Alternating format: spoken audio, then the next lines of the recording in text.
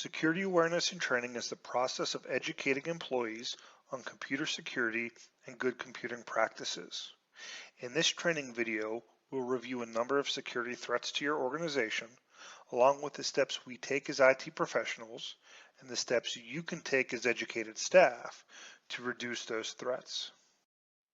In this training video, we'll cover the following topics.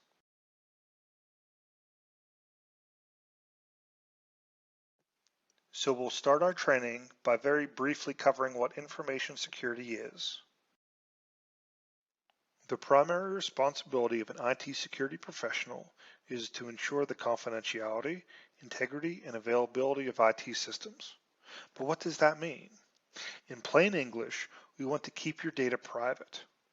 We want to ensure your data is accurate, which includes no accidental changes or alterations.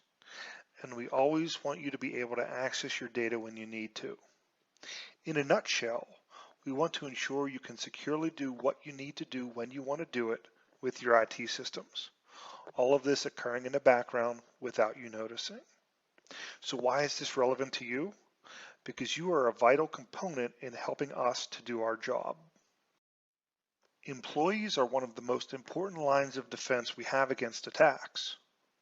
No matter how much technology and automated controls we put in place, people are still our best control. It's people who use the systems as intended. It's people who follow the policies and procedures in place. And it's people who are vigilant when checking email, not to click on that fishy looking email. At the end of the day, it's people who are our best safeguard to ensure the confidentiality, integrity, and availability of our systems. Defense in depth is a security strategy for fending off attacks. It involves deploying multiple defenses or walls to make it harder for attackers to be successful. For example, for someone to email me a virus, it first has to pass through a firewall, which would scan it for viruses. That's defense 1. It would pass through SpamTitan, our email server, which checks it for spam and scans it with 2 different antivirus systems, defenses 2, 3, and 4. Then it would be downloaded to my computer where my antivirus program, WebRoot, would scan it again, defense 5. Then the most important defense kicks in, me. I like relating security to your home. Locking the doors before you go to bed is like having an antivirus program on your computer. When it comes to security, you want your home to be like a castle, which is what defense in depth helps to achieve. Locking your doors are a great first step, but think about all the precautions you're now putting in place at your home. You have fire alarms, carbon monoxide detectors, fire extinguishers strategically placed. You have an alarm system, maybe even video surveillance. All of these controls help to keep your home safe. We want your IT systems to have these same protections. We want it to be a fortress. After all, what is an attacker most likely to successfully break into? A house with a simple lock or a fortress? In this section, we'll discuss physical security. To protect against unauthorized access to data, one of the first lines of defense is locks. Locks on your building, locks on your file cabinets, locks on your office doors. If you have locks, it's best to use them to help protect your data. We've seen way too many passwords written down on Post-it notes and stuck to a monitor or cleverly hidden under a keyboard. If you need to write down your password, please keep it in a secure location. Social engineering is the act of coaxing information out of people in various ways in an attempt to learn more about your organization so they're better able to attack it. In addition to traditional locks, there are a number of other items which your organization can use to help physically safeguard and protect your IT systems.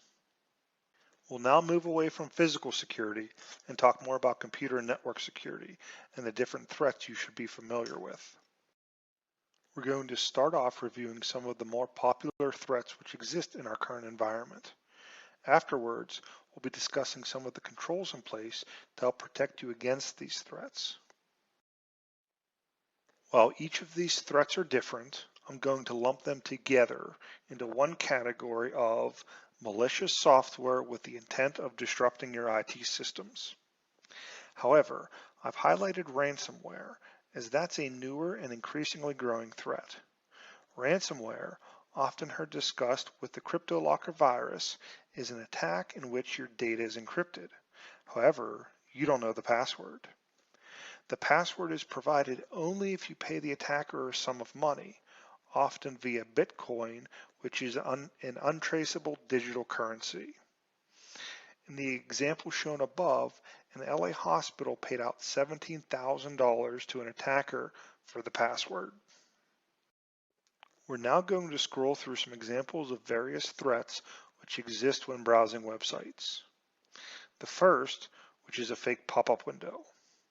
This comes in various shapes and sizes, but ultimately a website displays a pop-up which mimics a legitimate security program that may be displayed on your computer. The goal is to have you click on the pop-up, which would then trigger an infection. Many free online games aren't necessarily free. Oftentimes you're paying with the disclosure of your privacy, or your system gets infected with malware to track what you're doing in an effort for someone to better target ads towards you. A number of years ago, Java and Flash plugins were needed to deliver advanced functionality through the web browser. Today, web developers can create much of that functionality without having to use these plugins. However, many older systems and sites may still use these plugins, requiring you to do so as well. Unfortunately, Java and Flash seem to continually be releasing security patches to fix vulnerabilities. Some of these patches can be quite critical, fixing security holes which allows attackers to take control of your computer. If you're in a situation where you require Java or Flash for web-based systems you access, we just must ensure that they stay up to date to keep you as safe as possible. Ideally, we'll want to not use these programs if we don't need to. Many organizations are starting to restrict third-party email services, such as Yahoo, Hotmail, AOL, Gmail, etc., due to the increased amount of threats which occur via email. In particular, phishing, which we'll talk about here in a bit.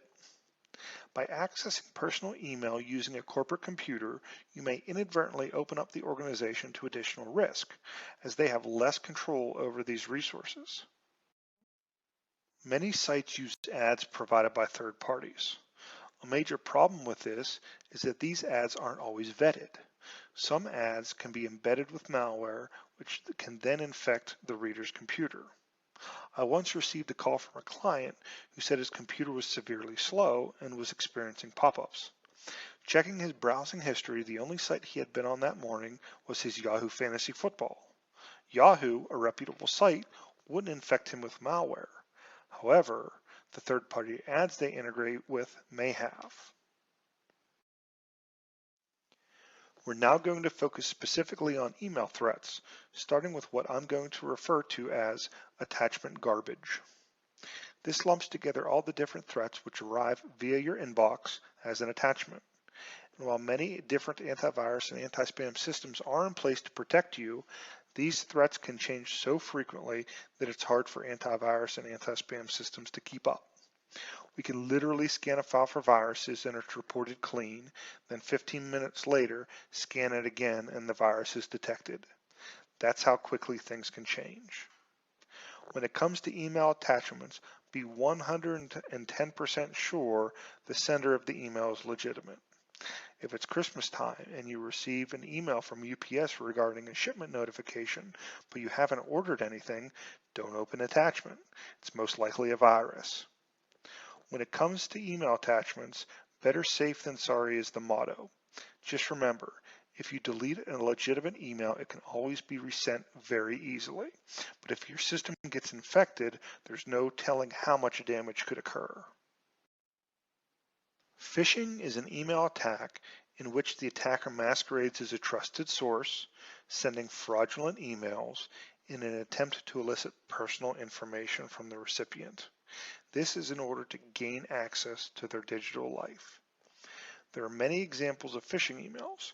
which may include an infected UPS shipment notification with attached PDF, a PayPal or bank account security concern email, which requests you click a link that then takes you to an infected web page or site to further elicit login credentials, or a Nigerian prince wishing to wire you money by asking you for your bank account information, or a number of different requests which you've probably seen. While some phishing emails are easily identifiable as fraudulent, such as the Nigerian prince written in broken English, others may not be as noticeable, such as the email we sent our clients. I encourage you to visit phishingourclients.com to read how we sent out the above phishing email to our clients and phished them for their account credentials. This phishing research study was successful in gathering over 150 individuals' account credentials.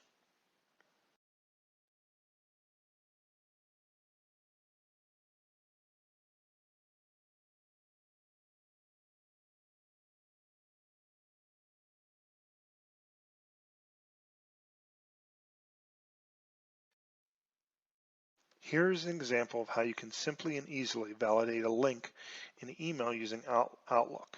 Simply leave your mouse cursor over the link and it will display where the link is actually taking you to. Many other email clients offer you similar options, and you can always right-click to view the properties of a link to see where it's actually sending you. In this case, a fraudulent website. When you're on a secured site, such as a banking site or sites which sensitive information is transmitted, please note the website address. It should have an HTTPS at the beginning of the address, the S indicating that the website is secured, your data encrypted. Please remember that IT changes daily. I had originally had language in the prior slide discussing Java and Flash to recommend Chrome, as Chrome supports Flash without having to install the Flash plugin. Literally, while I was recording this presentation, this article was sent to me noting that Chrome will no longer support Flash. Again, please be mindful that security does change daily and that you should keep current on changing IT security trends. Now that we've covered a number of threats, we're going to discuss some of the protections in place to help protect you from these threats. Phishing is the #1 security threat in existence today. And if you've read our research study on phishing, you'll know why. We use and recommend SpamTitan to help keep our inboxes clean of garbage. SpamTitan provides a number of email protections, including antivirus scanning by 2 separate systems, Kaspersky and Clam. Additionally, its anti-spam technology quarantines emails on the server for your review, so they never make it to your inbox. All organizations should be utilizing an anti-spam technology to help keep their email cleaner. But please remember, there are no technologies that keep you safe from everything. The best defense against phishing is your common sense, and to take those extra few moments to review your email instead of instantly clicking on the questionable email or attachment. Many small businesses may use the firewall provided by their ISP or a firewall purchased at the local Best Buy or Staples. The problem with these types of firewalls are that they only provide one form of protection, the firewall. When you look at business-grade devices, such as Dell SonicWalls, they consider themselves network security appliances. In that, they are a firewall, but they also provide a number of security services, such as protection from viruses and spyware, protection from hackers, and protection from botnets. They can also provide blocking services, such as the ability to block access from foreign countries. This is important as much hacking is done from outside of our borders. You can also enable content filters, which can be used to block access to various websites, such as adult content, games, and more. By now, everyone knows they should have a security product installed locally on their computer to protect them against threats. However, you must ensure it's working properly and is being properly managed. We utilize and recommend WebRoot for our antivirus and spyware protection. Not only is it a great product, but it uses heuristic space method of detecting and preventing threats. This complements the antivirus and spyware protection found in SonicWalls, which uses McAfee's signature-based detection. This provides our clients with two different types of antivirus and spyware protection. Or utilizing the term we used earlier, we're starting to build defense in depth or multiple layers of protection. The objective of a password is to trick a person and trick a computer. Your password shouldn't be easily guessable. A password policy is very important for IT security. Our password policy requires you to change your password regularly. Depending upon the system, you may need to change your password every 60, 90, or 180 days. Our recommendation being every 60 to 90 days. Your password is required to be complex, meaning that it contains 3 out of 4 types of characters: upper and lowercase letters, numbers, and symbols. While passwords only have to be 8 characters in length traditionally, some systems are now requiring password phrases. Password phrases, while initially scare most people, are actually much easier to remember and enter. An example of a password phrase is "the sky is purple!" Phrases are easier to remember and type because they're made up of words and punctuation you use daily. So while initially, when we say that your password must be 14 characters and people give us the death stare, it's really not that bad. Microsoft releases security patches on the second Tuesday of each month, affectionately known as Patch Tuesday. While sometimes there are adverse reactions to these patches, it is important that systems are patched, as these patches fix known vulnerabilities and exploits. We utilize Proactive, our IT management software, to manage security patch deployment for our clients. Our policy is to approve patches for our internal systems immediately and for our clients the following Sunday. This allows us to test them on our systems first, as well as read any tech blogs to see if there were any bad patches released. While not foolproof, this does help in stopping the deployment of a known bad patch. Many organizations have external access to their IT systems, oftentimes through a VPN, remote desktop server or terminal server, Outlook web access, or other forms of secure remote connectivity. An account lockout policy is critical for stopping attackers from continuously guessing your password with no repercussions. Account lockout policies vary by organization, but typically consist of a number of failed logins, such as 5, with a certain time period, such as 5 failed logins within the past hour. If that occurs, then your account is locked out for a certain time frame or indefinitely, depending upon the security requirements in place at your organization. As a managed IT client, our clients are subscribed to our management software, Proactive, or the little green P. We require this software as it provides a number of features to help us maintain a secure computing environment for our clients and better manage their systems. When you delete a file, it's not really deleted, which is why it's so important that when old equipment is replaced, it's properly disposed of. And we're not just talking about computers and servers. Anything with a drive that contains data needs disposed of. Many people may overlook the copier in the corner, which scans and prints all sorts of sensitive documents. Guess where they may be stored during transit? A hard drive. If you're an orthodontist taking pictures of before and after smiles, those photos of your patients are being stored to a flash drive in your camera. And don't forget the thumb drive, which should be encrypted, that you copy sensitive documents to so you can work from home.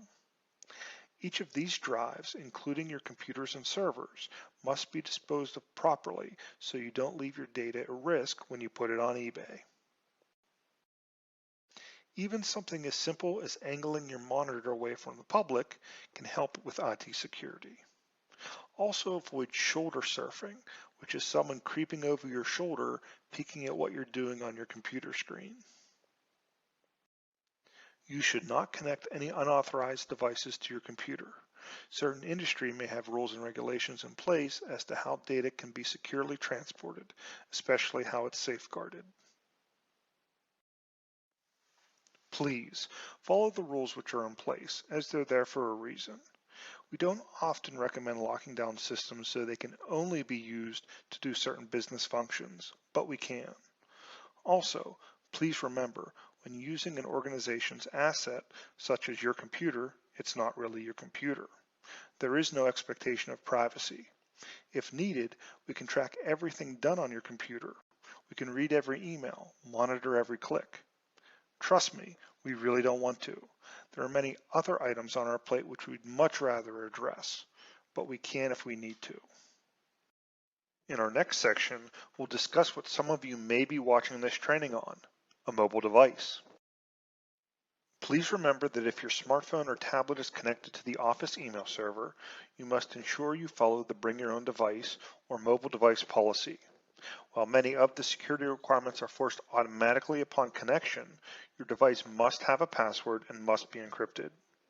In the event that your device is lost or stolen, you must notify your superior and/or IT support immediately so precautions can be taken to attempt to remotely locate, lock, or wipe your device. Your organization should have a Bring Your Own Device policy and a social media policy.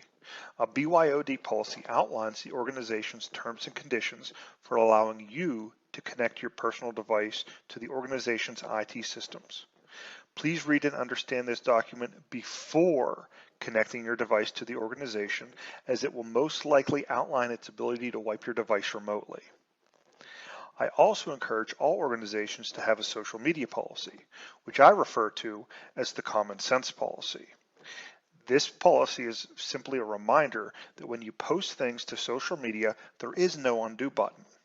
You've released it to the world. Also, remember that selfie that you take is most likely taken with a high-resolution camera. And it's very easy to be able to download the full photo and see private or confidential information in the foreground. I recommend everyone read our selfies and social media article, which can be found on precisionbs.com under education. Next, we'll cover a few tips for protecting your mobile devices, starting with using a password, not a PIN. When setting up a password for your device, instead of the typical 4-character PIN, set up a real password. Many of today's devices have fingerprint recognition, so you typically only have to enter that password when the device reboots, which simplifies unlocking your device and allows you to use a more secure password.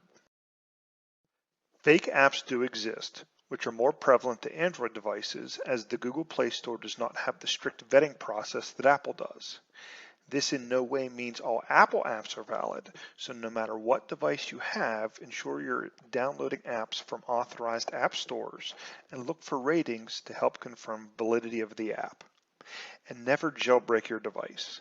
Jailbreaking is primarily done on Apple devices to remove restrictions put in place in the operating system. Not only does jailbreaking void warranties, but opens your device to compromise, as the original safeguards are no longer in place. Mobile devices have operating systems just like your computer does. And, just like your computer, updates are released to add additional functionality and to fix security issues. So it's important to keep your device updated at all times. If you have old apps on your device that you no longer use, delete them. Not only are they taking up space, but if you're not keeping the app updated, it could have a security issue that puts you at risk. Our next section is going to cover teleworking, which is working outside of the office remotely. Additional security precautions must be taken when teleworking, as you're not in the safety of our controlled office environment. To avoid having your laptop stolen, never leave it unattended, even if you're just quickly using the restroom at the local Starbucks. Also, if you must leave it in your car, ensure it's not visible. Locking it in the trunk where it's out of sight is best. A virtual private network, or VPN, is a way to connect to a network securely from a remote location. VPNs have been around for a while now and are quite common. The primary purpose of a VPN is to provide a secure and encrypted method for you to access your network resources remotely. However, with all the changes in technology, there are a number of ways you're now able to access network resources, and we'll highlight just a few. A remote desktop server, which is also referred to as a Citrix server or terminal server, is used to securely connect to a server from outside of the office. Unlike a VPN, where you connect your device to the organization's network, with a remote desktop server, you simply remotely work on the desktop of that server, which has all of your applications. Remote desktop servers are often preferred as no data is actually leaving the network, and they can be accessed from various devices such as iPads. Outlook Mobile Access is the technology which allows you to securely connect your smartphone or tablet to your corporate email server. There are also many different types of remote access software, such as LogMeIn, GoToMyPC, ScreenConnect, and many others, which allow you to remotely control your computer from an outside device. When connecting to a public wireless network, such as Starbucks, Panera, or a hotel, please exercise additional caution if the wireless connection does not indicate it's encrypted. Please ensure your virus protection is up to date and your firewall is not disabled. When on public Wi-Fi, security will be in place for your connection into the office. However, it's best to ensure the connection is encrypted to prevent any malicious intent from others around you. And make sure you keep an eye out for those shoulder surfers as well. In our final section, we'll talk about a few ways to secure data using encryption. Any data which leaves the organization should be encrypted. This includes laptops, thumb drives, backup tapes, mobile phones, and anything else which may contain sensitive or confidential data. This is vital to ensure security if the device is lost or stolen, which can easily happen. Email, by design, is unencrypted. There is no expectation of privacy when you're sending an email outside of your organization unless you're using a third-party service which specifically encrypts the email between you and the recipient. By default, plain old email is unencrypted.